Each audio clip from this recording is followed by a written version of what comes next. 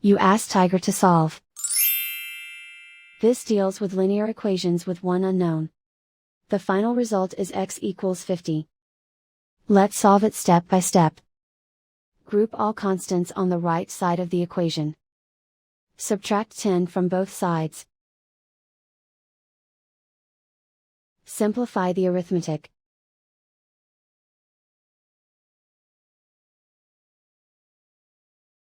Isolate the x. Multiply both sides by inverse fraction 5/2.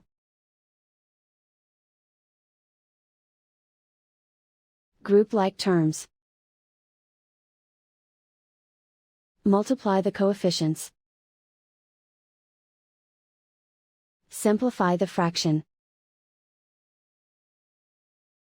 Multiply the fractions. Simplify the arithmetic. And so the final result is x equals 50.